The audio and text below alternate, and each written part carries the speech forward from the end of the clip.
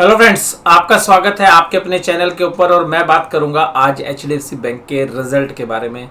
ना केवल रिजल्ट के बारे में बल्कि ये भी चर्चा मैं आपके साथ करूंगा कि एचडीएफसी बैंक के शेयर प्राइस में गिरावट क्यों हुई।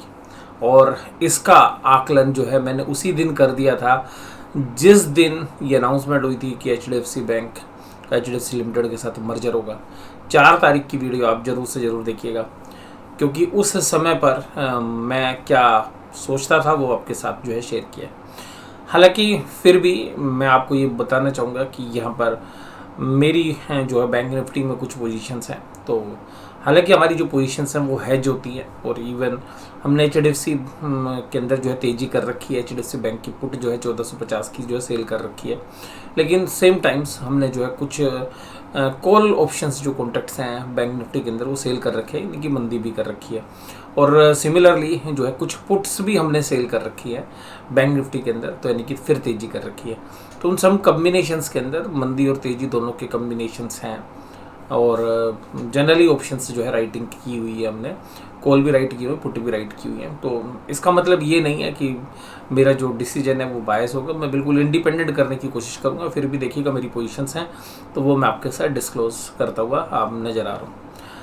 मैं जनरली बैंक के बारे में क्या सोचता हूँ। देखिएगा, banking business is a very very risky business.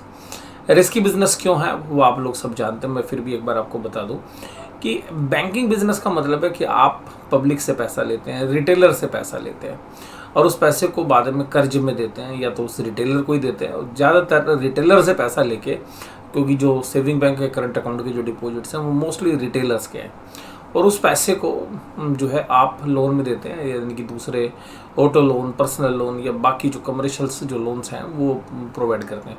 उसी में कंपनीज को, यानी कि कॉर्पोरेट लोन्स जो आप देते हैं जिसको हम होलसेल बैंकिंग बोलते हैं, वो होलसेल बैंकिंग के अंदर भी काफ़ी लोन देते हैं। तो अल्टीमेटली रिटेल का पैसा कुछ तो रिटेल में ही वापस आ जाता है, लेकिन ज़्यादातर पैसा दूसरे होलसेल बैंकिंग में भी शिफ्ट हो जाता है। अब इसमें प्रॉब्लम क्या आती है, इस बिजनेस में पैसा आपने उधार लिया, उधार दे दिया, और ग्रोथ करने के लिए आपको ग्रोथ कैपिटल चाहिए, यानी कि आपको इक्विटी चाहिए। लेकिन इसका एक दूसरा भी जुगाड़ होता है, और जो इस बैंक ने भी बोला है इस बार की 50,000 करोड़ रुपये रेज करेंगे, वो होता है बॉन्ड। यानी कि बॉन्ड इशू कर दो और उन बॉन्ड्स के बदले में पैसा ले लो, और परपेचुअल बॉन्ड्स ज़िंदगी भर चलते रहेंगे, उन पर ब्याज देते रहो। तो उन पर 7-8% का ब्याज दो, और बैंक जो है 7-8% से ज़्यादा ऐसे लोन के सामने जो है वो महंगे वाले लोन जो है देता है। जनरली कासा जो मिलते हैं तो उसके सामने जो है वो कुछ होम लोन्स या इस तरीके के लोन से भी मैनेज करता है। तो इस तरीके का जो बिज़नेस है ये एक प्रॉफिटेबल बिजनेस तो है, लेकिन एक रिस्क जो रहता है वो तलवार लटकी रहती है, अगर कहीं पैसा डाल डूब जाए तो ये पैसा कब डूबता है। इकोनॉमी में कुछ भी गड़बड़ हुई भैया, आपका पैसा डूब सकता है। देश में कुछ भी फाइनेंशियल प्रॉब्लम हुई, आपका पैसा डूब सकता है। कोविड में लोग जो है बीमारी से जो है परेशान हुए, इकोनॉमी के अंदर जो भी चैलेंजेस आए, सरकार ने मोरेटोरियम लगा दिया, आपको पैसे की रिकवरी में दिक्कत आ जाएगी। तो अल्टीमेटली कहीं पर भी संसार में कुछ भी बुरा घटता है वो सब बैंकों के ऊपर पड़ता है।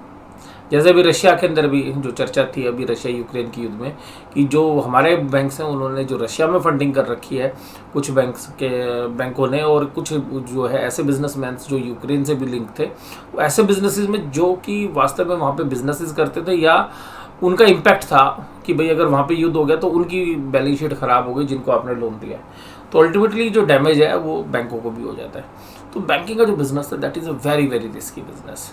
लेकिन इस बिज़नेस में एक सबसे खास बात है, वो जो खास बात है, जो बड़ी खूबसूरती है इस बिज़नेस की, वो है ग्रोथ। क्योंकि आपने एक बार किसी को लोन दे दिया तो वो लोन के चुंगल से तो निकलेगा नहीं। एक लोन पूरा होगा आप उसको दूसरा दे देंगे, यानी कि जो कस्टमर एक्विजिशन है वो आपने एक बार करना है, और उसको फिर ज़िंदगी भर आपको वो आपके लिए कमाता रहेगा, आपको पैसे देता रहेगा। और उसने अगर सेविंग भी किया है तब भी वो आपको कमा के देगा। यानी कि बैंक को जो लोन ले रहा है वो तो कमा के दे रहा है, जो जमा कर रहा है वो भी कमा के दे रहा है। क्योंकि जो जमा कर रहा है उसको 5-6% ब्याज दे रहे हो, जिसको लोन दे रहे हो उसको 10-15-20% आप इंटरेस्ट चार्ज करते हो, इवन इससे भी ज़्यादा। तो अल्टीमेटली आपको तो दोनों कमा के दे रहे हैं। तो ये इस बिज़नेस की बड़ी खूबसूरती है। अब इसमें ग्रोथ हमेशा होती रहेगी बिजनेस के अंदर।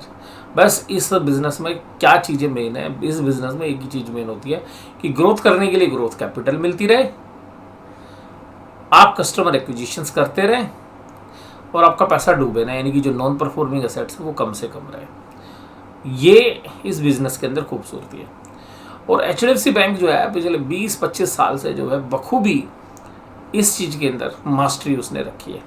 अपनी NPA को लो रखा है, प्रॉफिट्स हमेशा ग्रो करते रहे हैं, और क्वार्टरली रिजल्ट्स जो हैं हमेशा, आप चाहे ईयर ऑन ईयर देखें चाहे सिक्वेंशनली क्वार्टर ऑन क्वार्टर देखें, ये हमेशा अच्छा परफॉर्म करता हुआ नजर आया।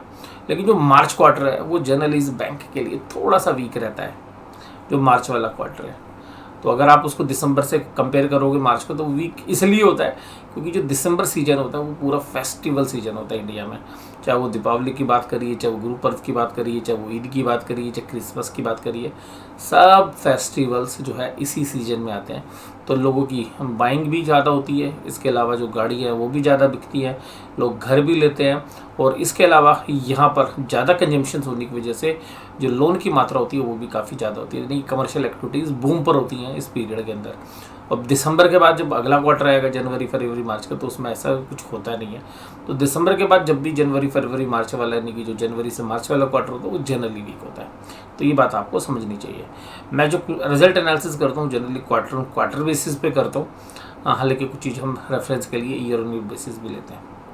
बैंकों में सबसे खास बात आपको क्या देखनी चाहिए कि भाई आप इंटरेस्ट की अर्निंग कमा रहे हैं या नहीं कमा रहे हैं, यानी कि आपके पास इंटरेस्ट हर साल बढ़ रहा है नहीं बढ़ रहा। इसके अलावा जो आपने इंटरेस्ट लिया और दिया, यानी कि जो डिपॉजिटर्स हैं जिन्होंने current account, saving account, FD आपके पास खोल रखी है, रिकरिंग डिपॉजिट्स, उनको तो आपने ब्याज दिया, और जिन लोगों से आपने ये पैसा प्राप्त किया उसके बाद आपने लोन बांटे, एडवांस दिए, क्रेडिट कार्ड के सामने जो पैसा आपने दिया वहाँ से आपने इंटरेस्ट कमाया। इसके अलावा जो पैसा बच गया वो आपने RBI के पास रख दिया, या जो कैश रिजर्व रेशियोज़ है, यानी कि जो कम से कम पैसा सुरक्षा के लिए RBI के पास रखना पड़ता है, वो उस पैसे के अलावा जो बाकी पैसा रखते हैं, तो उस पर जो आपको ब्याज मिलता है, वो जो इंटरेस्ट है, वो जो कमाई है, वो आपकी जो आपने इंटरेस्ट दिया उसके सामने कितने प्रतिशत है, जिसको हम बोलते हैं NIM, यानी कि नेट इंटरेस्ट इनकम या नेट इंटरेस्ट मार्जिन। तो तकरीबन 4% के आसपास इस बैंक का रहता है, और वो 4 के ऊपर ही जो है मेंटेन करता है, वो भी इसने बखूबी जो है मेंटेन किया। तो यहाँ पर ये तो चर्चा हम करेंगे कि भाई रिजल्ट किस तरीके के रहे। इसके अलावा जो दूसरी बात है कि ये शेयर प्राइस पर क्या इम्पैक्ट है, अभी इस रिजल्ट का शेयर प्राइस पर क्या इम्पैक्ट होगा, ये चर्चा मैं करूंगा इस रिजल्ट एनालिसिस के अंदर। लेकिन मैंने अभी आपको बैंक के बारे में, इस फ्रेमवर्क के बारे में बताया। अगली वीडियो के अंदर मैं आपके साथ चर्चा करूंगा इसके रिजल्ट की पूरी डिटेल एनालिसिस की, इसके NPA के बारे में, कौन से सेक्टर में इसने अच्छा किया, बैलेंस शीट साइज़ क्या इंप्रूव हुई, कंसोलिडेटेड किस तरीके की परफॉर्मेंस रही, अभी इसको अगर बाकी बैंकों से कंपेयर करें तो वो किस तरीके के हैं, और क्वार्टरली रिजल्ट्स में क्या देखने के लिए मिला, और अगर पिछले 10 साल के रिजल्ट भी अगर हम देखें तो वहाँ पर हमें क्या देखने को मिलता है इस बैंक से। इसके अलावा इसकी P रेशियोज जो है पिछले 5 साल में क्या रही हैं, अभी क्या स्कोप है, इन सब चर्चाओं को जो है मैं नेक्स्ट वीडियो में आपके साथ शेयर करूंगा। तो ये जो बैंकिंग बिजनेस है, इसका जो HDFC बैंक के रिजल्ट्स के बारे में आप बहुत सारी चीज़ें समझेंगे। तो सबसे पहले मैंने आपको वो बेसिक चीज़ें बताई जो किसी भी बैंक के बिजनेस के समझने के लिए ज़रूरी है। तो मैं अभी यहाँ पे इस वीडियो को यहीं पे समाप्त कर दूँ। अगली वीडियो के अंदर मैं डिटेल HDFC बैंक के रिजल्ट एनालिसिस आपके साथ करूँगा। वीडियो देखने के लिए धन्यवाद। Thank you very much.